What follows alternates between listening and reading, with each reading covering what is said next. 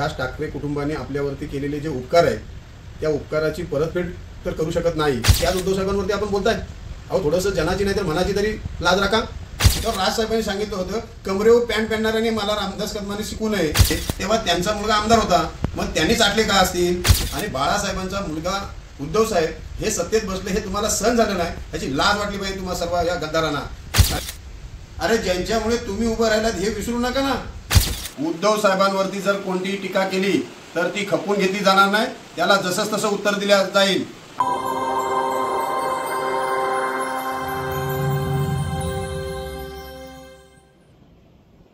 4 दिवसापूर्वी शिवसेनेचे वर्धापन दिन सोहळा साजरा झाला।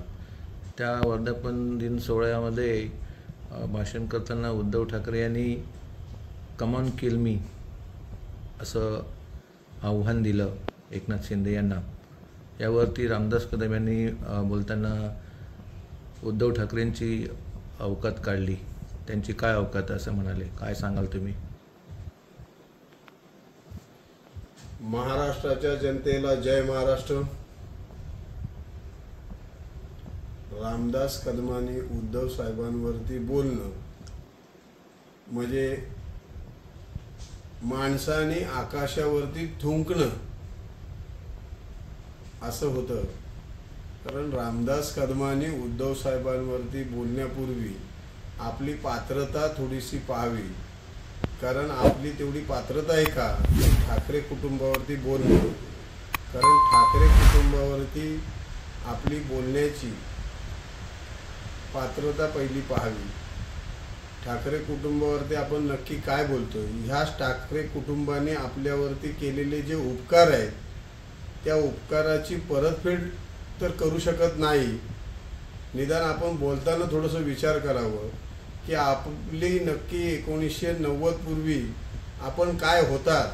ह्या 1990 पासून शिवसेना पक्षप्रमुख सरसेनापती हिंदू हृदय सम्राट शिवसेना प्रमुख बाळासाहेब ठाकरे यांनी आपल्याला उमेदवारी दिली। त्या 1990 पासून जर विचार केला तर 2004 मध्ये पक्षाची जबाबदारी पक्षप्रमुख उद्धव साहेब ठाकरे यांच्याकडे बाळासाहेबांनी 2004 पासून पक्षाची जबाबदारी दिली। त्या 2004 नंतर देखील जर विचार केला तर 2005 ला झालेल्या इलेक्शनला देखील उद्धव साहेबांनीच आपल्याला उमेदवारी दिली होती। 2009 मध्ये जेव्हा मतदारसंघ बदलले गेले तेव्हा खेड मतदारसंघ हा रद्द झाला आणि आपल्याला आपली मागणीनुसार ग्वागरची भाजपची सीट असून देखील आपल्या खास आपली मर्जी राखण्याकरता उद्धव साहेबांनी भाजपकडून ती ग्वागरची मतदारसंघ हा आपल्याकरता मागून घेतला। त्या ग्वागर मतदारसंघामध्ये आपण पडला त्यावेळी आपण घरी बसला होता, त्यावेळी देखील आपल्याला विधानसभेवरती विधान परिषद पडलात म्हणून विधान परिषदेवरती मुंबई महानगरपालिकेच्या नगरसेवकांमधून आपल्याला आमदार केलं। हे थोडंसं विसरू नका, नाहीतर आपण घरी बसला असतात कायमचं आणि त्याच उद्धव साहेबांवरती आपण बोलताय। अहो थोडंसं जनाची नाही तर मनाची तरी लाज राखा। त्यांच्यावर टीका करताना त्यांनी असं म्हणाले, मुंबई महानगरपालिका सोन्याचे अंडे देणारी कोंबडी आहे आणि ती मिळवण्यासाठी उद्धव ठाकरे यांची केविलवाणी धडपड सुरू आहे। रामदास कदमांनी मुंबई महानगरपालिकेवरती बोलताना थोडंसं विचार करावं। याच मुंबई महानगरपालिकेने आपल्याला नगरसेवकांचा लोकप्रतिनिधी आमदार म्हणून 2 वेळा निवडून दिलं, त्याच महानगरपालिकेवरती आपण बोलताय। अहो ह्या महानगरपालिका जर अंडे देणारी जर कोंबडी आहे, त्या अंड्यातूनच जन्म आपण पण घेतला होता। मग त्या अंड्याची चव तुम्ही घेतली होती की काय? सोनं देणारी अंडी आहे म्हणून। त्यामुळे तुम्हाला त्याची कल्पना असेल की ते सोनं देणारं अंड आहे की कोंबडी आहे। त्यामुळे शिवसेनेने कधी सोनं देणारी अंडी म्हणून पाहिली नाही, तर शिवसेनेच्या सत्तेमध्ये जर विचार केला तर आजची परिस्थिती तुम्ही पहा की शिवसेनेने डिपॉझिट आपल्या महानगरपालिकेवरती काय केलं होतं त्याची थोडीशी आकडेवारी घ्या। आज ज्यावेळी शिवसेनेची सत्ता नाही, प्रशासनाच्या ताब्यात महानगरपालिका आहे आणि आज जर बघितलं तर महाराष्ट्र शासन देखील मुंबई महानगरपालिकेच्या पैशाची उधळपट्टी करते, यावरती आपण बोलू शकत नाही. अरे सोनं देणारी अंडी ही नक्की तुमच्याकरता आता असं आम्हाला म्हणायला लागेल, या सत्ताधाऱ्यांकरता असेल, पण शिवसेनेकरता ती सोन्याची अंडी देणारी कोंबडी आम्ही कधी पाहिली नाही.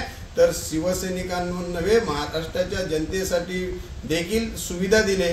कारण महाराष्ट्रातली जनता मुंबईमध्ये केम हॉस्पिटल असू द्या, आपलं नायर हॉस्पिटल असू द्या, यासारख्या मोठ्या हॉस्पिटलमध्ये महाराष्ट्राच्या जनतेला सुविधा पुरवण्याचं मुंबई महानगरपालिकेने काम केलंय. त्यामुळे सोन्याची अंडी देणारी पाहिली नाही, तर सामान्य जनतेला न्याय देण्यासाठी काम शिवसेना पक्षाने केलेलं आहे. ठाकरे बंधू एकत्र येण्यावरून ते असे म्हणतात की उद्धव ठाकरे यांनी राज ठाकरेंचे 6 नगरसेवक फोडले, शिवाय अमित ठाकरे यांनाही उद्धव ठाकरेंनी मदत केली नाही मागील विधानसभेला. यावरून तुम्ही काय सांगाल? रामदासभाईंनी आणि शिंदेच्या पक्षाच्या गटाने हे बोलण्याचा नैतिक अधिकार नाही. शिवसेना उद्धव साहेबांचे आमदार 40 जे फोडले जातात त्यांना हे म्हणण्याचा नैतिक अधिकार नाही. आणि ते राजसाहेबांचं नाव घेतात की 6 त्यांचे नगरसेवक घेतले.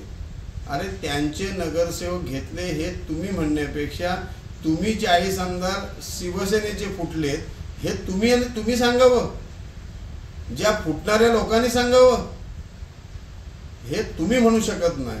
आणि राजसाहेबांबाबतीत तुम्ही काय म्हणताय, त्या राजसाहेबांबाबतीत आपण काय काय बोललेलं आहे त्याचा रेकॉर्ड काढा ना तुम्ही. जर तुम्हाला पाहायचं असेल तर यूट्यूबला काढा नक्की ह्या रामदास कदमांनी राजसाहेबांवरती काय काय म्हणे. तेव्हा राजसाहेबांनी सांगितलं होतं कमरेवर पॅन्ट पहनणाऱ्याने मला रामदास कदमांनी शिकू नये, ह्याची देखील तुम्हाला जाणीव करून देतो की तुमची काय खिल्ली उडवली होती ती.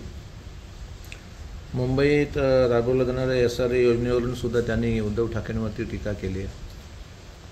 SRA वरती उद्धव साहेबांवरती टीका करण्यापेक्षा SRAच्या जागा ह्यांच्या मुलांनी घेतली, ते आधी पहिलं त्यांनी जाहीर करावं की नक्की काय SRA मध्ये केलं. काँग्रेसचे तळवे चाटण्याचे काम उद्धव ठाकरेंनी केले अशी जहरी टीका उद्धव ठाकरेंवरती केलेली आहे.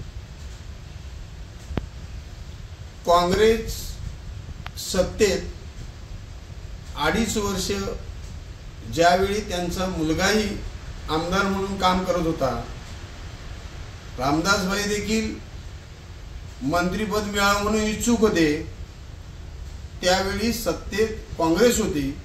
त्या 2.5 वर्षामध्ये त्यांना काँग्रेसचा कधीही शिवसेना बाळासाहेबांचे विचार विसरले असे कधी ते म्हणू शकले नाही. म्हणण्याची त्यांना गरज देखील वाटली नाही, कारण तेव्हा सत्तेत होते आणि त्या सत्तेची ज्या काही त्यांना फायदा मिळत असेल त्यामधून सत्तेचा तो फायदा घेत होते. तेव्हा मात्र त्यांना बोलण्याची हिंमत झाली नाही. आणि ते जर म्हणत असेल की शिवसेनेने काँग्रेसचे तळवे चाटले, मला असं म्हणायचं आहे की मग 2.5 वर्ष ज्यावेळी सत्तेत होते तेव्हा त्यांचा मुलगा आमदार होता, मग त्यांनी चाटले का असतील? जर त्यांनी चाटले असतील, जर त्यांना माहिती असतील तर तळवे त्यांनी चाटले असतील. शिवसेनेने काँग्रेसचे तळवे चाटलेले नव्हे, तर भाजपला धडा शिकवण्यासाठी काँग्रेसची साथ घेतली. महाराष्ट्राचे मुख्यमंत्री शिवसेना पक्षप्रमुख बनले. लक्षात घ्या, या अभिमानाची गोष्ट आहे की विरोधकांची साथ घेऊन देखील त्या भाजपला शिकवलं की तुम्ही जर आम्हाला 2019 पासून जर त्रास देत असाल तर तुम्हाला देखील आम्ही धडा शिकवू शकतो, हे त्यांना दाखवून दिलं. आणि त्यासाठी ते सत्तेत बसले. आणि बाळासाहेबांचा मुलगा उद्धव साहेब हे सत्तेत बसले, हे तुम्हाला सहन झालं नाही, ह्याची लाज वाटली पाहिजे तुम्हा सर्व या गद्दारांना.